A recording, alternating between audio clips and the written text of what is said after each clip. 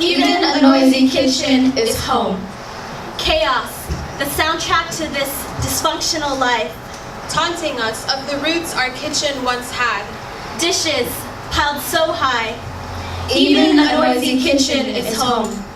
This chaos has always been the soundtrack To this dysfunctional life. 2 a.m. glass shattered on the linoleum floor again. Dysfunction is my normal. When they ask me about it at school the next day, I do not dare tell them about the ever-growing stack of dishes piled so high because they haven't been touched for 2 weeks. They are fighting again, shouting again, throwing dishes, and Dad is throwing his fist at her again. I have school tomorrow. So I rehearse the automatic answer 1,000 times over in my head. Sorry, I'm late. The traffic was really bad on our way in. I am 8, but the word dysfunctional is not foreign to my vocabulary. Why is dysfunction my normal? Sometimes I still wonder why I was 8, but knew full well what hunger felt like, what an empty stomach tasted like. We are piled in the back of our station wagon that afternoon, and the only thing my mom has to offer to eat today is my dad's leftover lunch, rotten by the warmth of passing days. Always be prepared for eviction, for the pink slip to pack up everything and go. So how could anyone ever be surprised that I never felt any sense of home? I wish someone warned me ahead of time that when I turned 21, my parents would get divorced, and that the most painful part of all of this would be grieving the fact that I lost every concept of home. Wish they told me it'd feel like death without a funeral, but no casseroles at your door. I haven't had a real conversation with my dad in over a year by now, and the only way I tell him I love him these days is when I get in front of a room full of strangers and spit some stanzas, and somehow by the end of it, they start to feel like family. I tell myself it's okay. That I am always thinking about my parents these days, wondering if they are thinking about me too. I wonder if they still think about each other too. My place is a lot bigger than my mom's new apartment. I wonder when I'll stop feeling guilty about this. I am 23 now. I come home every day to a quiet kitchen. Dysfunction no longer my normal. I tell myself this is the life I deserve, but wonder when I'll stop feeling guilty about it. Chaos, the soundtrack to this dysfunctional life. The view, a gray stone brick wall, at times like our hearts. Dishes piled so high. Nothing fits anymore. They say if it ain't broke, don't fix it, but what if it's semi-broken? A kitchen of 23 years calls for help it never asked to be uprooted, demoted from a home to a house, remodeled into what the modern time calls innovative. We lost our space. The collective nook that collected us. We lost our mother's kitchen with its rose blush wood and Damascene cuisines on Thursdays after school. The glass dishes hand-painted with royal blue European designs that called to her childhood. Scratched up cutting boards that defied 21st century cutting-edge designs.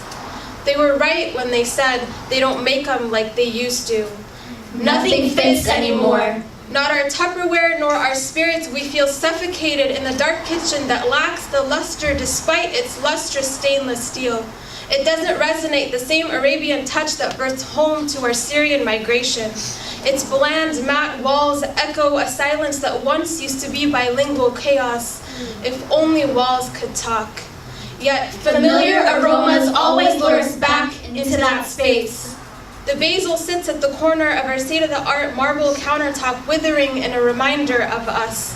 My mother's favorite herb that she said was always better used if fresh. It's dirt holding it from the roots, taunting us of the roots our kitchen once had. She slices the peppers differently now, her hands nostalgic for the enthusiasm that once came with our pink kitchen. Now they grasp at the surface of a black one, as foreign as she once was to this country, as foreign as I'm beginning to feel in this country, the country where my roots were planted 3 decades ago. The view, a gray stone brick wall, at times like our hearts. At least we still ate. Nothing fits anymore. Familiar aromas always lure us back into that space. In our first home, I had my own little pink kitchen, dishes and all. It was me who discovered that all my dad's shoes were gone.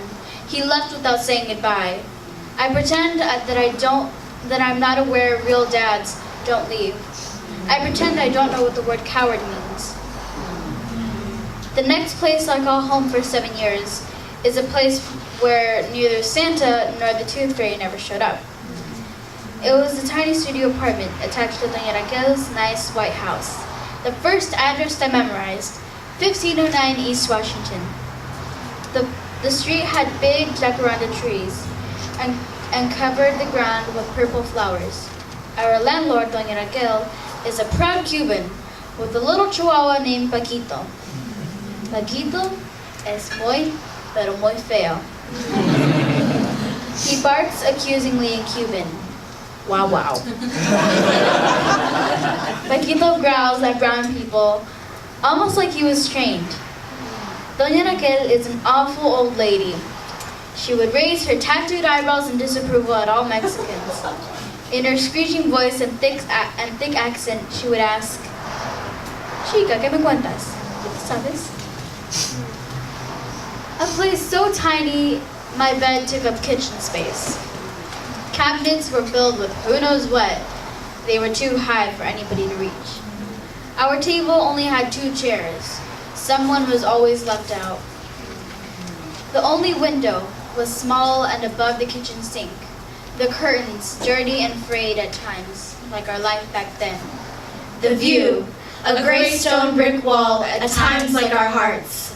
The window was stingy, like Doña Raquel, and allowed only one ray of light in.